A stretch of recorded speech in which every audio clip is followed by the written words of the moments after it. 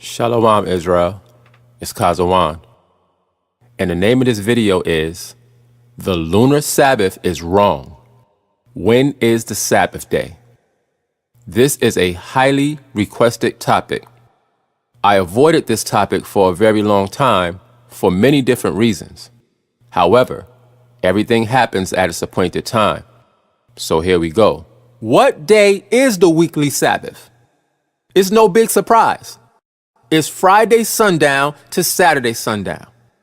Now, I already know what a lot of people are saying. They're saying, show me the words Friday and Saturday in the Bible. You're not going to find the words Friday and Saturday in the Bible. That's true. And I'm going to address that argument more specifically later on, because it's really not as strong of an argument as people think it is. But again, we don't find the words Friday or Saturday in the Bible. But that doesn't mean that it can't be proven. Because what we can do is link the Bible and history together to prove that the weekly Sabbath is Friday sundown to Saturday sundown. You see, in the very beginning, the Most High created a 7-day cycle, and that 7-day cycle has never been broken, contrary to what people might say. Now, let's deal with some history concerning the Sabbath day. Now, a lot of lunar Sabbath keepers say that Israelites learned the Friday sundown to Saturday sundown Sabbath while we were in the Babylonian captivity. And they say that we're still doing it that way because of that captivity. Now, that's a historical claim. So the first thing that we have to do is prove that that is not true. Let's go to the New Schaff-Herzog Encyclopedia of Religious Knowledge.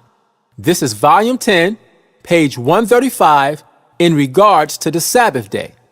It says, "It is now held by many that the Sabbath is Babylonian in origin." So that's the claim people are making. Watch this. It says, "Consequently, the Babylonian Sabbath was a day of penance and the middle of the Babylonian month. So the Babylonians kept their Sabbath day once in the middle of the month." That doesn't sound like Friday sundown to Saturday sundown to me.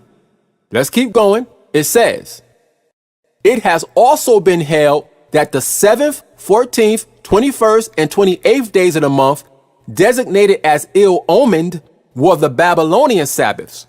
But for this argument, there is no evidence." In other words, there's no historical proof that the Babylonians kept their Sabbaths on those particular days. It says, "And it must accordingly be assumed that the 15th day of each month was the Sabbath of the Babylonians." This is important because a lot of people are reading random websites about the Babylonian Sabbath and they're getting the wrong information. We see here that the Babylonians actually kept the Sabbath in the middle of the month on the 15th. It says, "This day was reckoned that of the full moon." So their Sabbath day was based on the full moon. Now watch this. It says, "But since the Hebrew Sabbath was not connected with the full moon and was a day of gladness, not of penance," watch this, "and since the Babylonians had no week of 7 days," here it is, "the assumption that the Hebrews borrowed the Sabbath from the Babylonians lacks all foundation." In other words, it's completely false to say that the Israelites changed the Sabbath day to Friday sundown to Saturday sundown as a result of the Babylonian captivity. That is false. That is a lie, because the Babylonian Sabbath was only once a month on the 15th. So the Babylonian Israelite Friday sundown, Saturday sundown connection is a lie. As we read, that argument lacks all foundation. Now, I'm not promoting this whole encyclopedia.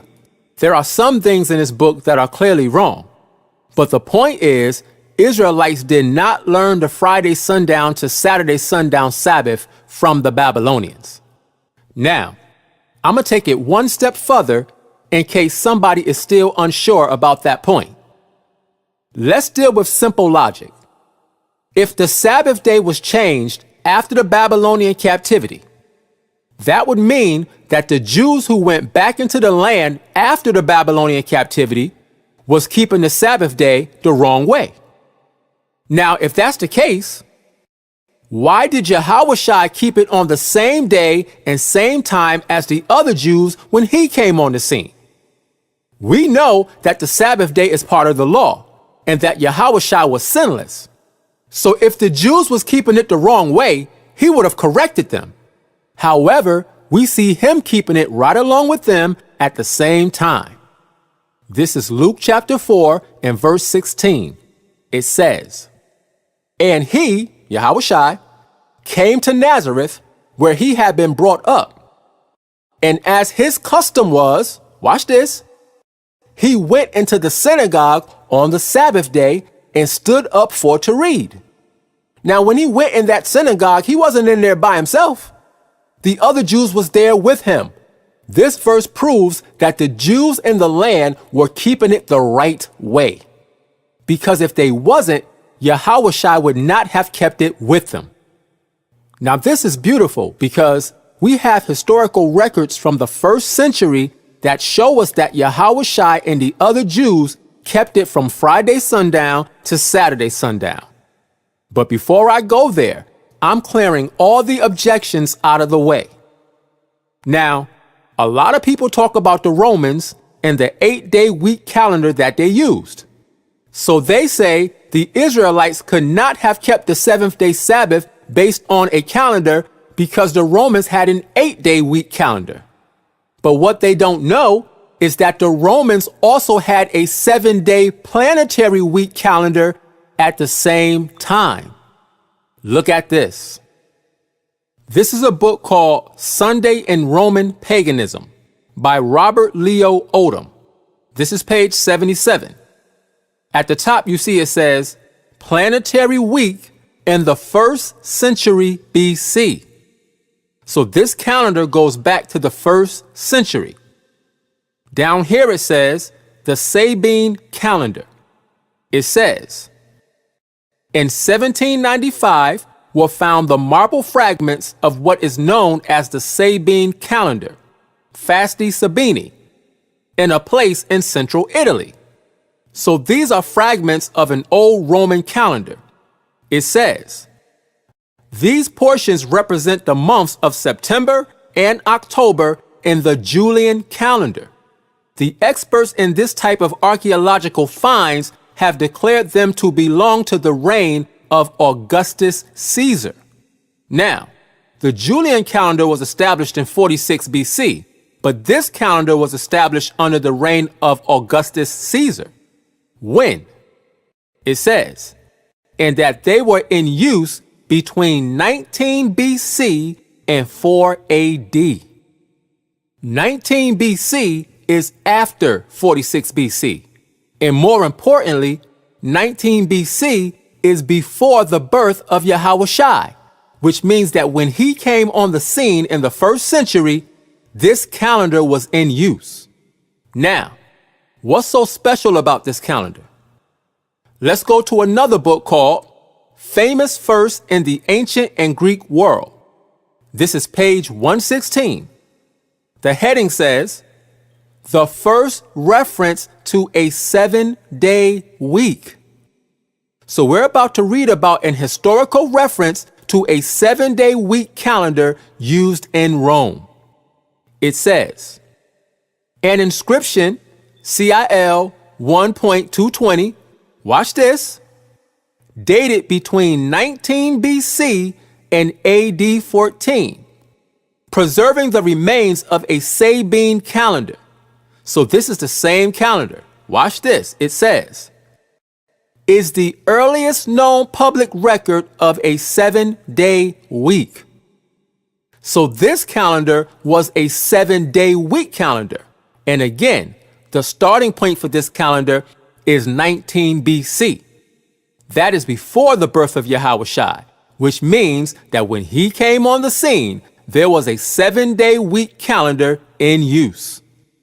So yes, there was an 8-day week calendar, but there was also a 7-day week calendar being used at the same time. Now, in this book, they show how the two calendars were used together.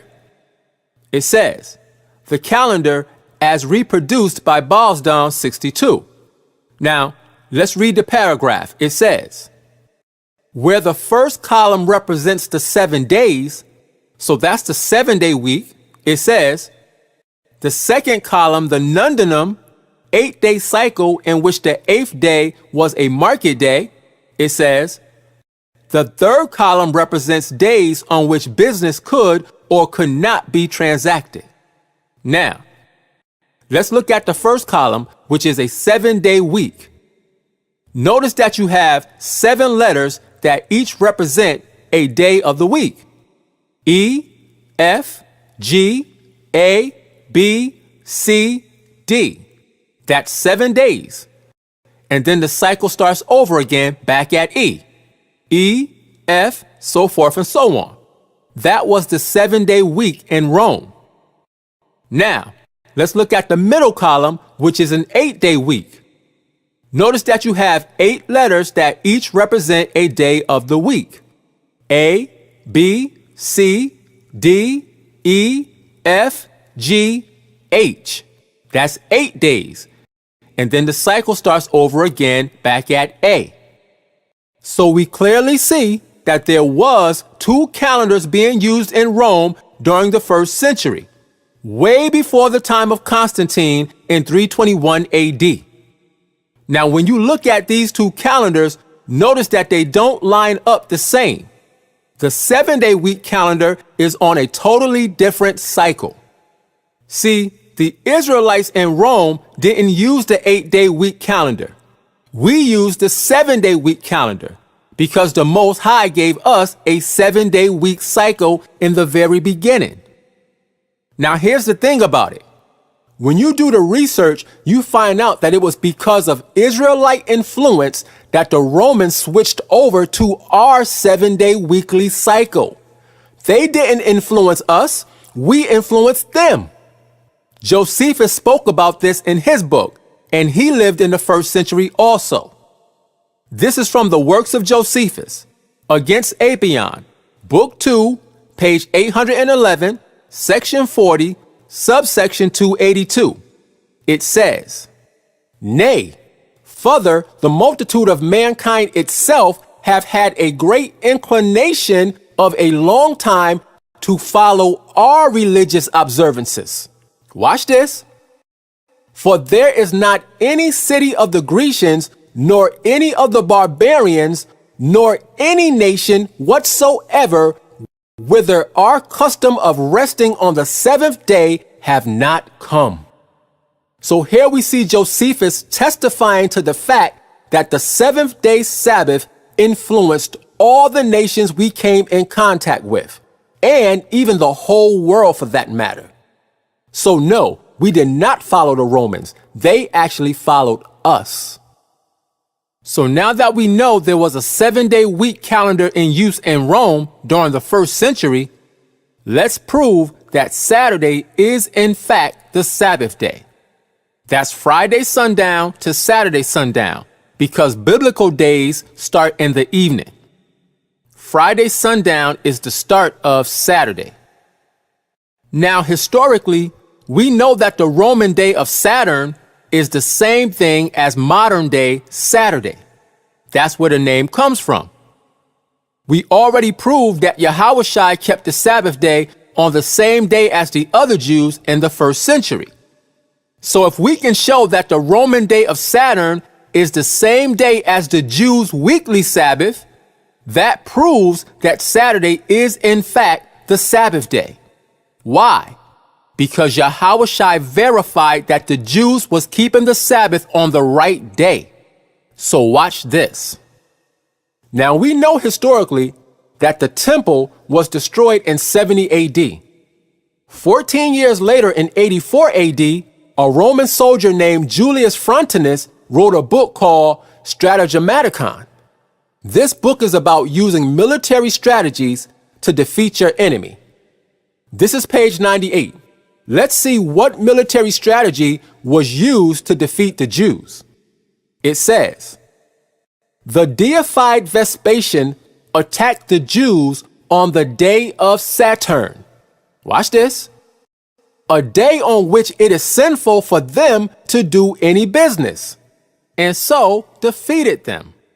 See that? What day is it sinful for Israelites to do business on? The Sabbath day.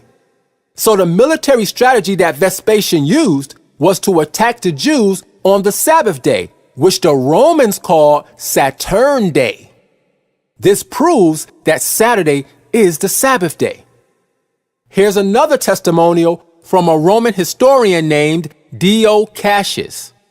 This is from his book entitled Roman History. This is volume 8, page 271. It says, thus was Jerusalem destroyed on the very day of Saturn. Watch this. The day which even now the Jews reverence most. Again, we know that the Roman day of Saturn is our modern Saturday. So we see historically what day our foreparents kept the Sabbath on. Let's go to page 125 and 127 in this same book. Now this is talking about General Pompey and how he overtook the temple in 65 BC. It says, but the temple itself, which the other party had occupied, he captured only with difficulty, for it was on high ground and was fortified by a wall of its own. So Pompey had a hard time capturing the temple because it was fortified and we protected it with soldiers. Watch this. It says, and if they had continued defending it all days alike, he could not have got possession of it. In other words, there were some days that we didn't fight on. Why? It says, as it was, they made an exception of what are called the days of Saturn. See that? On the days of Saturn, we didn't fight because fighting is a physical activity. It says, and by doing no work at all on those days, afforded the Romans an opportunity in this interval to batter down the wall. Again, we didn't fight on the Sabbath day, so that left us defenseless. It says, thus the defenders, Israelites, were captured on the day of Saturn without making any defense. Now we can clearly see that the Roman day of Saturn, which is modern day Saturday, is in fact the Sabbath day. Josephus recorded this same history in his book. Watch how he tells it. This is War of the Jews, Book 1, Chapter 7, Section 3, subsection 146. It says, nor had the Romans succeeded in their endeavors had not Pompey taken notice of the 7th days. See that? Notice that Dio Cassius, being a Roman, called it the days of Saturn, but Josephus, being a Jew, called it the 7th days. It says, on which the Jews abstained from all sorts of work on a religious account, and raised his bank, but restrained his soldiers from fighting on those days. Again, Pompey wouldn't attack us on normal work days because we would fight back. It says, for the Jews only acted defensively on Sabbath days. You see? So again, we see Josephus, a Jew who lived during the time of Yahushua, connecting the Israelite Sabbath day with the Roman day of Saturn. It's the same day historically. We didn't fight on the Sabbath days because fighting is a physical activity. The Romans knew that, so they attacked us on our Sabbath day, which they called the day of Saturn. It's the same day. Again, if we were keeping the wrong day, Yahushua would have corrected us, but he didn't. He kept the same day that those Jews kept during that time. Now, the Romans knew that we wouldn't fight back on the Sabbath because other people used that same strategy on us hundreds of years before they did. That history is in the Apocrypha. This is 1 Maccabees chapter 2 and verse 31. It says, "Now when it was told the king's servants and the host that was at Jerusalem in the city of David that certain men who had broken the king's commandment were gone down into the secret places in the wilderness," verse 32, "they pursued after them with a great number, and having overtaken them, they camped against them." Watch this. "And made war against them on the Sabbath day." So here we see that the officers of Antiochus made war against Israelites on the Sabbath day. Now let's jump down to verse 36. It says, "Howbeit they answered them not."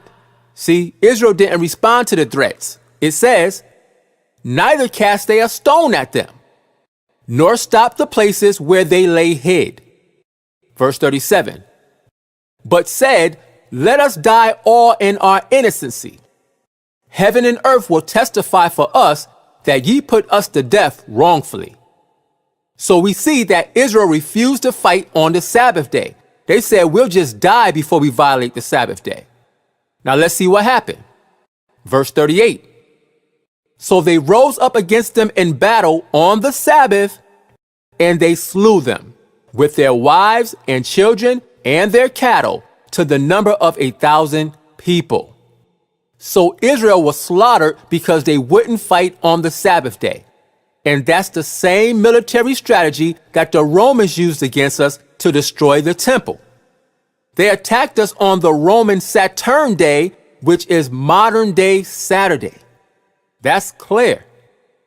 Now, just in case somebody tries to say that the Jews were keeping Saturn day because they were worshiping the pagan god Saturn, let's go back to the book called Roman History by Dio Cassius. This is the bottom of page 127, and it's talking about the Jews. It says, "They are distinguished from the rest of mankind in practically every detail of life, and especially by the fact that," watch this, "they do not honor any of the usual gods." So here you have a Roman who lived during this time telling us that the Jews did not worship the pagan god Saturn. It says, "But show extreme reverence for one particular divinity." Now, who is that divinity? It's the Most High Yahweh.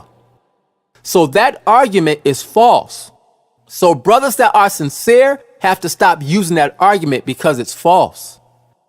Again, Yahweh was keeping the same Sabbath day as the rest of Israel.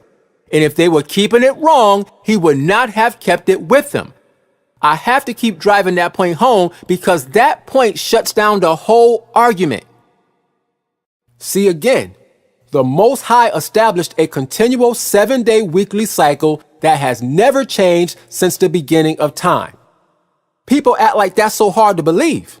Yet they believe that he made the sun, they believe he made the moon and the stars, they believe he made people, but somehow he can't keep a 7-day cycle going. Of course he can. The weekly cycle has never changed. Let's go to Mark 2 and 27. I went over this in a different video, but I'm going to do it again. This is Mark 2 and 27. It says, "And he said unto them, The Sabbath was made for man, and not man for the Sabbath." What does this verse actually mean? Let's look at it in the Greek, because the Greek is clearer. Mark 2 and 27, in the Greek, it says, "Kai elegant atois, ta sabbatan diatan anthropon egeneto, ka uk ha anthropos diata sabbatan." Now let's focus on the middle section. It says, "Ta sabbatan diatan anthropon egeneto." The Sabbath was made for the man. Tan anthropon, the man. The Greek says the Sabbath was made for the man. This word anthropon means man, but this word tan right before it is the word the. Why is that important? Because when you place the definite article the before the word man, that implies a specific man. So who was the man that the Sabbath was made for? It was made for the man Adam to have a day of rest. Now, if the Sabbath was made for the man Adam, obviously he kept it on the seventh day when the Most High sanctified it and made it holy. So how did the Sabbath jump from the seventh day when Adam kept it to now being kept based on the new moon? That doesn't make sense. Remember, the Sabbath day was established 3 days after the moon was created. So it doesn't make any sense that it would have changed to a different day later on. Why? Because the 7-day cycle was ordained to be observed throughout all our generations. So that means that the Sabbath day that Yahushua kept is the same Sabbath day that Adam kept. Therefore, it has never changed since the beginning of time. Now, even after all this information, some people will still say time has been lost and we don't know what day it is now because the calendar was changed a bunch of times. So let's deal with the calendar change argument. One of the verses that lunar Sabbath keepers use is Daniel 7:25. Let's read it. It says, "And he shall speak great words against the Most High, and shall wear out the saints of the Most High." Here it is. "And think to change times and laws." Now, I agree with this verse. Time has been changed, but the changes in time have not affected the Sabbath day. Watch this. Let's go into some history pertaining to this topic, because people always talk about the changeover from the Julian calendar to the Gregorian calendar, but they don't bring out the actual history of how the Gregorian calendar was established. All you hear is, you're going by the Gregorian calendar. Listen, it's true that the Gregorian calendar is a new calendar, but the adoption of it did not affect the weekly cycle at all. That is what actually matters. Not who made it or how new it is. The question is, did the 7-day weekly cycle change? That is the question. And the answer is no, it did not. So what actually happened? This is what happened. In 1582, Pope Gregory XIII instituted his calendar by jumping ahead 11 days numerically. The 7-day weekly cycle was not affected. The order of Sunday, Monday, Tuesday, Wednesday, Thursday, Friday, and Saturday was not affected. He only changed the numbers of the days. It was Thursday, October the 4th, and the next day would have been Friday, October the 5th. But instead, it became Friday, October the 15th. So 11 numerical days were added, but the order of the days of the week did not change at all. The weekly cycle stayed exactly the same. Look at this calendar. This is a picture from when the calendar change was made in October in the year of 1582. Notice, it was Thursday, the 4th under the Julian calendar, and the next day it was Friday, the 15th under the Gregorian calendar. 11 numerical days were added, but the weekly cycle did not change. It still went from Thursday to Friday. Now, England waited until 1752 to change over to the Gregorian calendar, and they made the same adjustments by jumping the days ahead numerically. But again, the weekly cycle did not change at all. That is the history of what happened. So, the cycle of days that we are on now is the exact same cycle of days that Yahushua was on under the Julian calendar.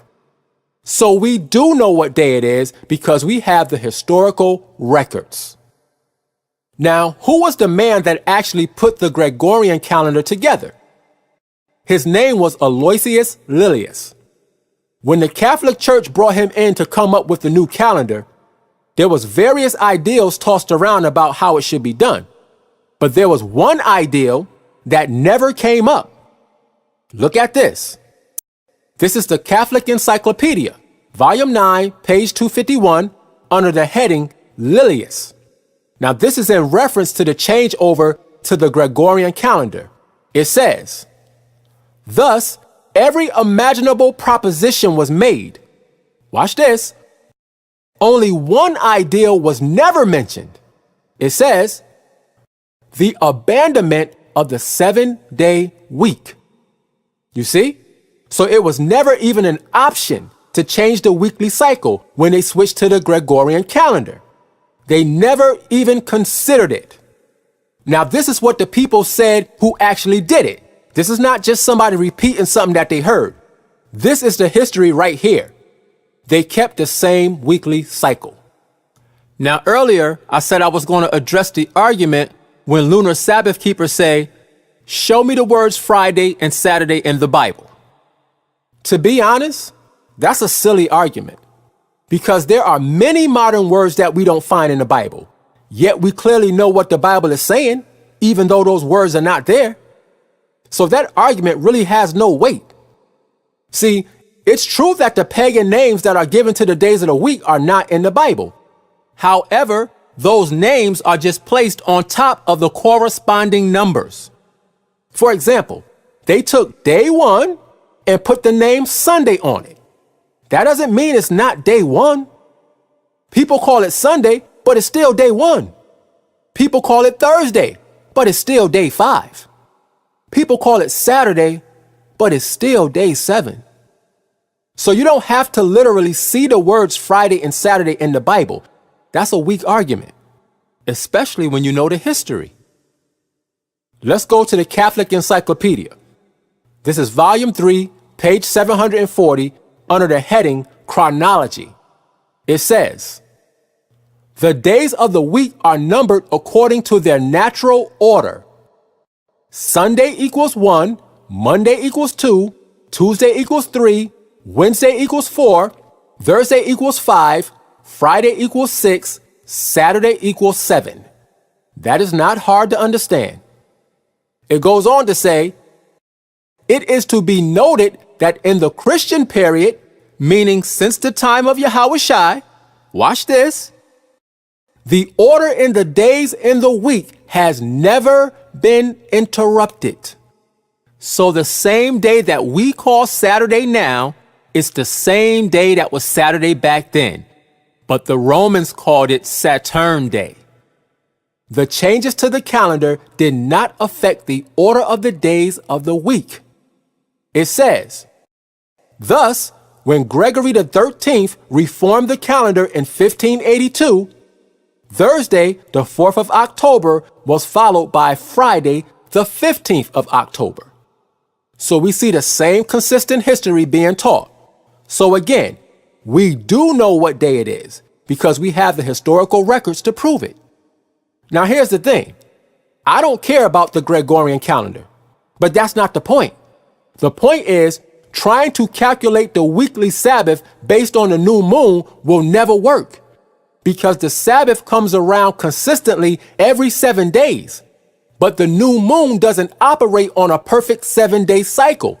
You will never get a continuous 6-day work, 1-day rest cycle using the new moon. You will always need to add 1 or 2 extra days at the end of every month to make it work. So again, the whole, you're using the Gregorian calendar. That argument doesn't actually mean anything when you understand and know the history. Now, let me explain something that needs to be understood. The days of the week do not run parallel with the days of the month. For example, the first day of the month is based on the new moon. That is correct, because the new moon determines a new biblical month. So we need to know when the new moon is because the yearly feast days are linked to the moon. Watch. This is Ecclesiasticus 43 and verse 7. It says, from the moon is the sign of feast. You see? So all the feast days are linked to the moon. However, the weekly Sabbath is not linked to the moon. See, the weekly cycle and the monthly cycle are 2 different cycles. Even though New Moon Day is the first day of a biblical month, the new moon can come in on any day of the week. Because the weekly cycle is a continuous 7-day cycle that is not affected by the moon or anything else. The Most High established that in the very beginning. That's why 3 days had already passed before the moon was even made. So the days of the week are separate from the days of a biblical month. Here's an example. If the new moon comes in on the 3rd day of the week, the next day is not the 2nd day of the week, it's the 4th day of the week. Why? Because the 7-day cycle has to complete itself. There is always 7 days in a week. In fact, the word week means 7. So there must be a completion of 7 days, over and over and over again. The moon does not change that pattern. There is no scripture in the whole Bible that justifies a full 7-day week not being completed. So the new moon does not cut short 1 week and start a brand new week over, because there must be a completion of the full 7-day week cycle. Now, let's go into this book called The Works of Philo. Who was Philo? Philo of Alexandria, also called Philo Judaeus, was a Hellenistic Jew who lived in Alexandria, in the Roman province of Egypt. He was born in 25 BC and he died in 50 AD.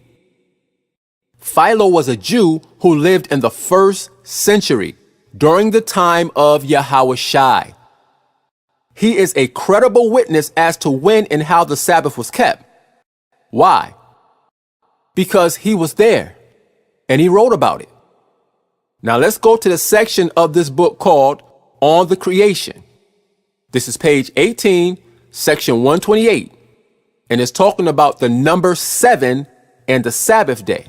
It says, "These things and more are said in a philosophical spirit about the number 7, on account of which it has received the highest honors in the highest nature.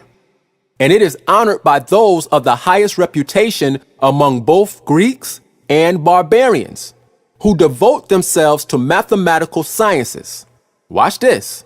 It says, "It was also greatly honored by Moses, a man much attached to excellence of all sorts, who described its beauty on the most holy pillars of the law, and wrote it in the hearts of all those who were subject to him." Watch this. "Commanding them at the end of each period of 6 days to keep the 7th holy." Notice it says at the end of each period of 6 days, meaning there always has to be a consecutive period of 6 days in between each Sabbath day. The 7-day cycle cannot be broken because the Most High established that in the beginning. You can't throw a transitional day in the mix because that changes the whole cycle.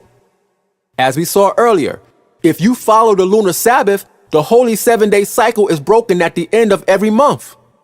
If you count the 2 transitional days as work days, that would give you a 2-day work week. And that's just ridiculous. You must have 6 days between each Sabbath day. Thus saith the Most High Yahweh. And if anybody says anything different, then you're going directly against the Most High himself. This is Leviticus 23 verse 3. It says, 6 days shall work be done, but the 7th day is the Sabbath of rest. That's plain. There must be 6 days between each Sabbath day. Not 1 day, not 2 days, not 4 days, 5 days. There must be 6 days between each Sabbath day. Now, if you say something different, you're going against the Most High's word. It's really that simple. Now, let's get one more passage from this book. This section is called The Second Festival. This is page 575, section 65. It says, "It is forbidden also on this day to kindle a fire, as being the beginning and seed of all the business of life." So we know this is talking about the Sabbath day. Now let's jump down to this section. It says, not only that those who were free should abstain from all works on the seventh day, but also that their servants and handmaids should have a respite from their task. Watch this. Proclaiming a day of freedom to them also, here it is, after every space of 6 days. Again, notice the emphasis is after every space of 6 days. So there cannot be any transitional days that don't count as days. The holy 7-day cycle cannot be broken. The Most High established it in the very beginning, and it has never changed. So we see that to be true according to the Bible and historically.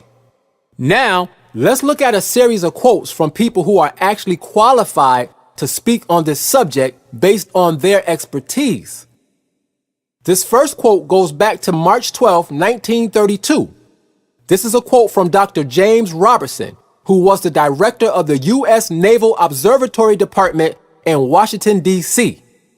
He was asked about the possible changes that occurred to the weekly cycle due to all the calendar changes. This is what he said. As to question 1, I can only state that in connection with the proposed simplification of the calendar, we have had occasion to investigate the results of the works of specialists in chronology. Watch this.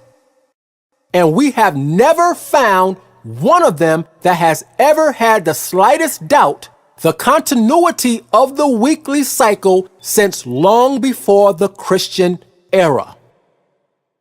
As to question 2, there has been no change in our calendar in past centuries that has affected in any way the cycle of the week.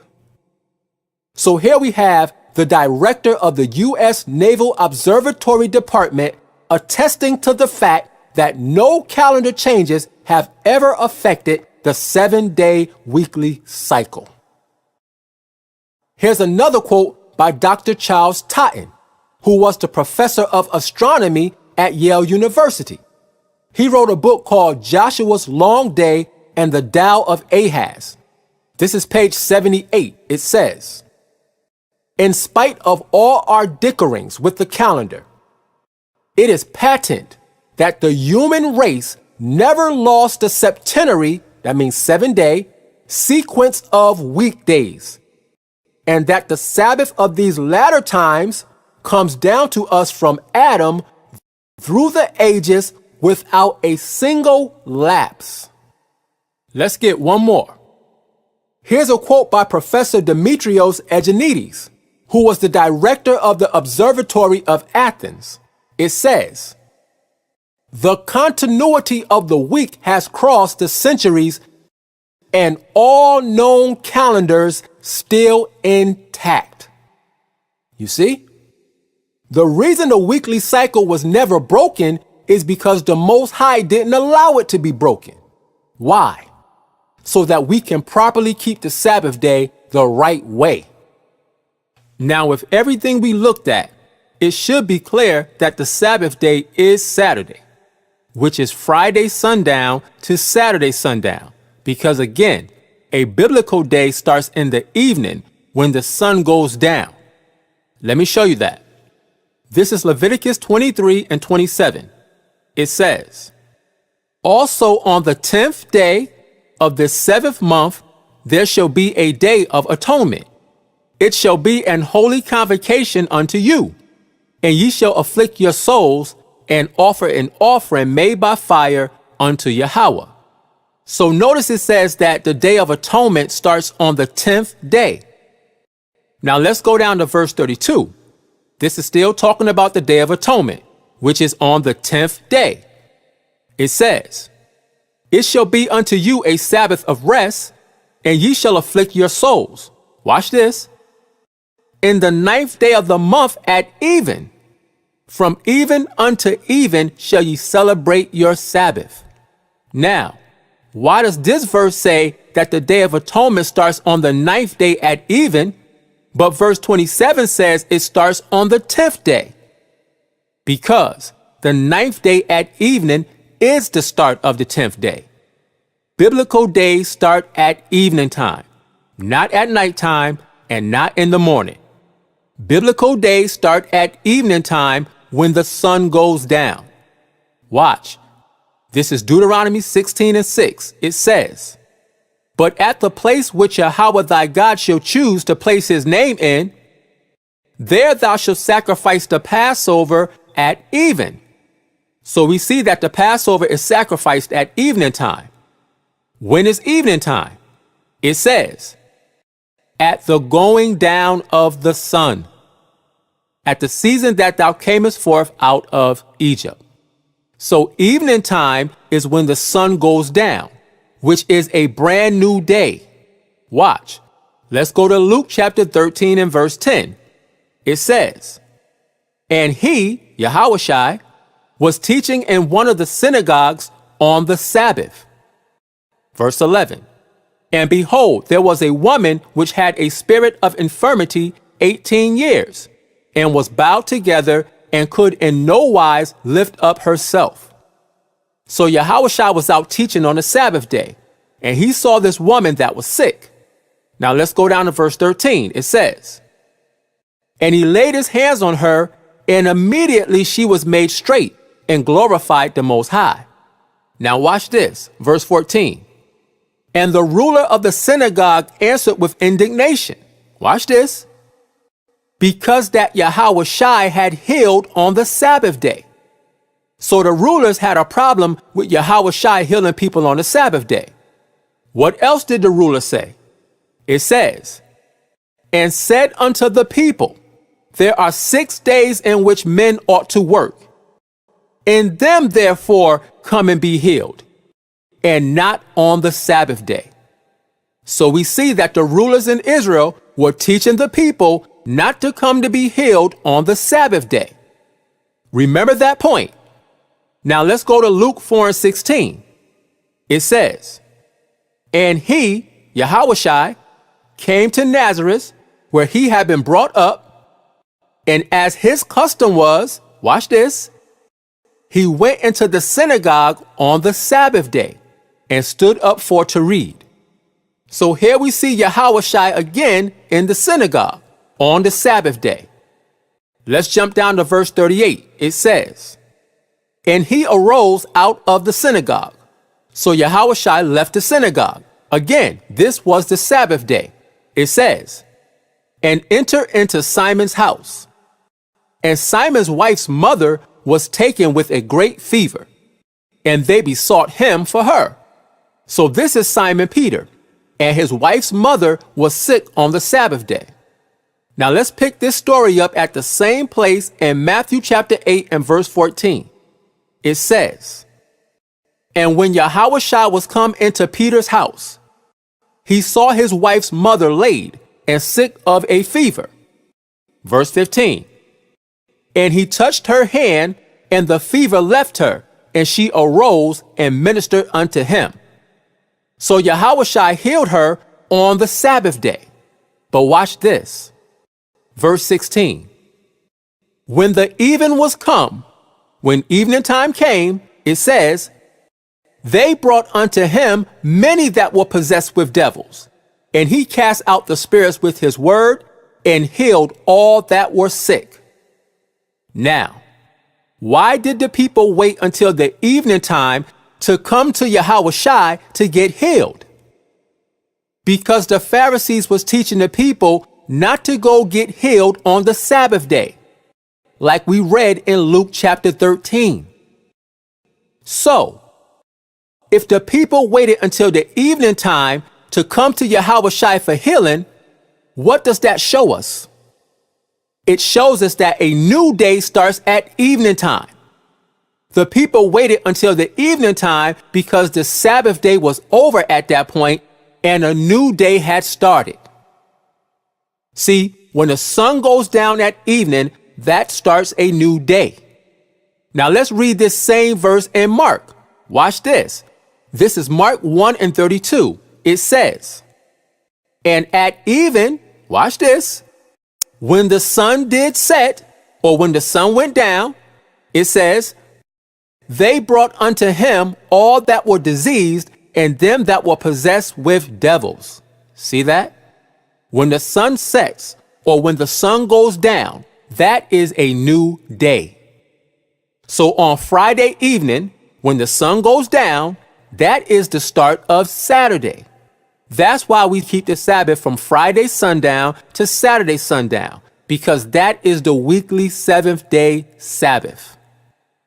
Let me make one more important point.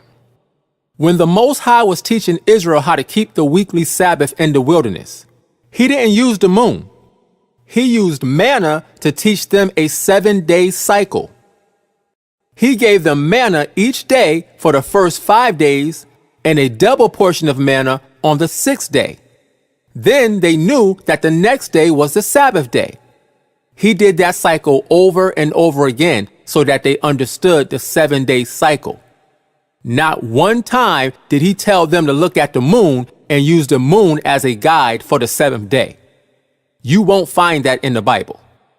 He taught them the weekly Sabbath using manna, not the moon.